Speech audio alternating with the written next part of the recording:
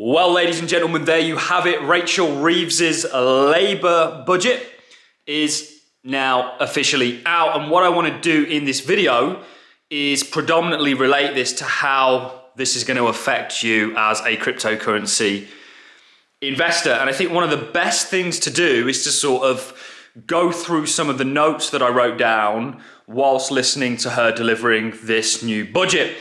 And there is broadly only one thing that is going to affect you as an investor in the cryptocurrency space.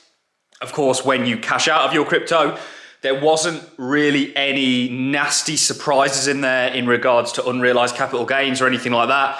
Whether that changes in the future or not is still to be seen. But of course, capital gains has increased for both the lower bracket, which was 10%, it's now 18%, and the upper bracket, which was 20%, it's now 24%. Very interesting that, isn't it, that they're supposed to be serving the more working man. So you would kind of suggest that that might mean the person in the lower tax bracket, yet they receive nearly a 100 or an 80% increase, whereas the person who is earning more money on their capital gains only got a, not even a 25% increase. It's still an increase across the board. It's still not good news. And the interesting thing with this budget was we're all, me personally, as somebody that lives in the UK and is going to have to pay these taxes for now, we are talking about leaving the UK for a number of reasons. I do feel like we're all kind of breathing a bit of a sigh of relief, which is interesting because ultimately it's bad news. It's tax increases, but it wasn't quite the increases that many of us were expecting. I'm sure many of us, after hearing rumours about them potentially upping capital gains to around about 40%, were pretty petrified in regards to what was going to come out in this bill. And for them to only, I say only, remember taxation without representation is theft. For them to increase in the manner that they have, I think many of us are breathing that sort of sigh of relief. And of course, capital gains tax is the main one that's going to affect you as a cryptocurrency investor. It will affect most people. Of course, when you sell your cryptos, if you sell them at a profit, you are going to be paying capital gains on it. And now an increased rate of capital gains. Again, the lower bracket moved from 10% to 18%, and the upper bracket is gone from 20% to 24%. Again, I think we all breathe in a bit of a sigh of relief. Certainly in regards to what was announced in Italy a few weeks ago with the 42% tax on digital assets. There was nothing specific about digital assets as well, which was great. And of course, it was either Denmark or I think it was Denmark actually announced in regards to unrealized capital gains potentially on digital assets, potentially crypto, all following the ECB's marvelous paper that they did in regards to early Bitcoin holders economically taking from late adopters, which is kind of, you could apply that to early Tesla holders or any of the sort. So what I want to do is just sort of go over some notes on the bill more broadly. And then again, just really emphasize how this is going to affect you as a cryptocurrency investor. The main way that you're going to be affected, of course, is through capital gains, which has increased. Again, it's crazy because bad news almost doesn't seem, it is bad news, but it doesn't seem as bad as what I'm sure we all potentially thought it might have been, which is kind of good news in a way, if that makes sense. But again, we're not for taxation at all. We don't condone what they're doing. We're very much against it, and we don't think there's any relation between increasing taxes and tax generated revenue. Certainly in regards to deficit spending and things like this, taxes have, and it was Margaret Thatcher, a very famous conservative, that actually introduced the super wealth tax at the 40% bracket. It was only for the rich, the elite, and now, hard working class sort of everyday people are paying it. So some notes that I have. So Reeves, the budget is set to raise taxes by around about $40 billion. Now, I don't think that's quite going to be the case. I think for every person in Britain, $40 billion works out about $1,400 pounds each. So he's talking in dollars. We obviously deal and usually look at more US-based monetary policy and US-based events because they have far more broader ramifications for the economic world as a whole. But we are now talking about pounds in this case, as it is a UK budget. So 40 billion pounds, that's around about £1,400 per person.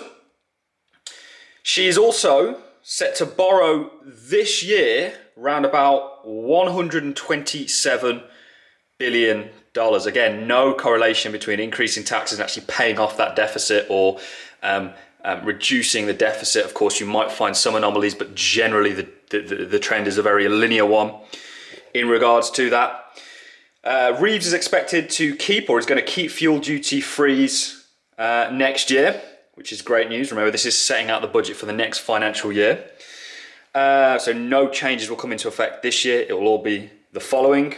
The UK to increase lower rate, and this is where it affects you as a cryptocurrency investor, of capital gains to 18%. So if you earn and you're paying 20% on your income, it does differ between UK and Wales. UK and Wales. Scotland and Wales are higher tax brackets than the UK. It's just how it is, unfortunately, or fortunately, depending on where you live. But if you were paying that 20%, you would have been in the lower capital gains tax bracket, which meant you would only have paid 10%, and you'll pay 10% this year, but next year that'll be up to 18%. So an 80% increase for what is a tax bracket that would typically engulf more working class people. And Starmer isn't even there for working class people. Let's be real here. His idea, his definition of working class and who he's there for are people that have no savings and that basically live month to month, which is where they want you, because then you're very subservient to them.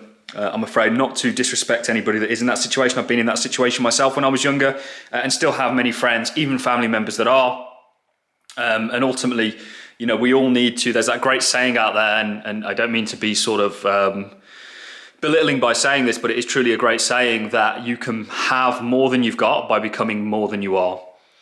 And I think through financial education, you can really help yourself. And certainly everybody should invest.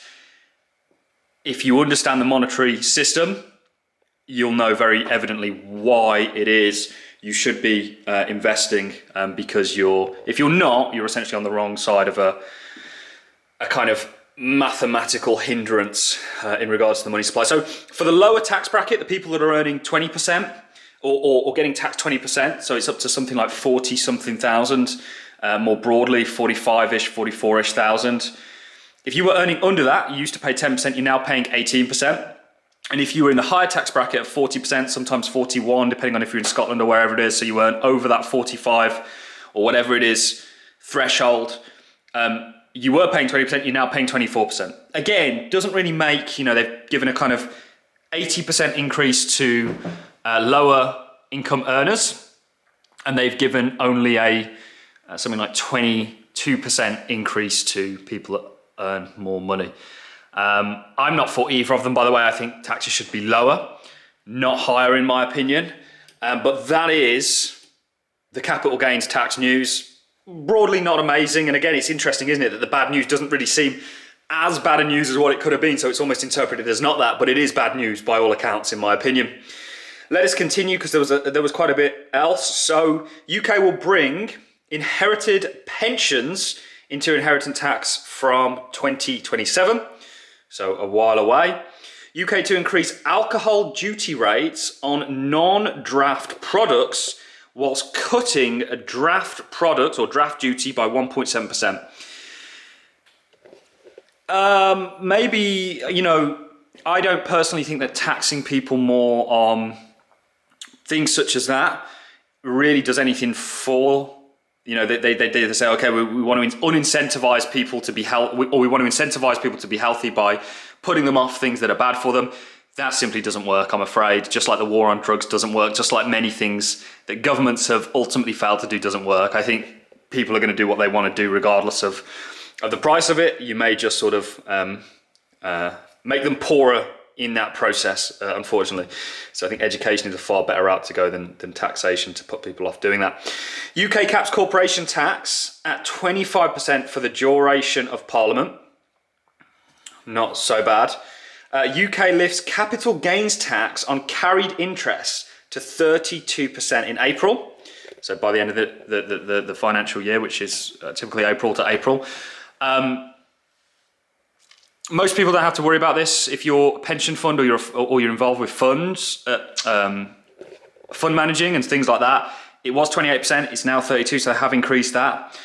And also UK to remove freeze on income tax thresholds. So income might be next, although there was nothing sort of mentioned thus far. And UK to use public sector net finance liabilities as a target.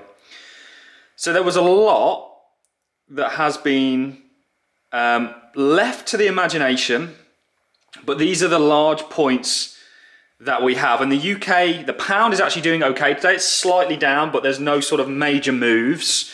The gilts market seems okay. The one market that I'm a little bit interested in, I would say, is the UK yield market, which is the bond yield market, which, even though bonds are decreasing in value, the kind of, or they might be basing, depending on what governments decide to do and central banks decide to do, certainly with lowering interest rates.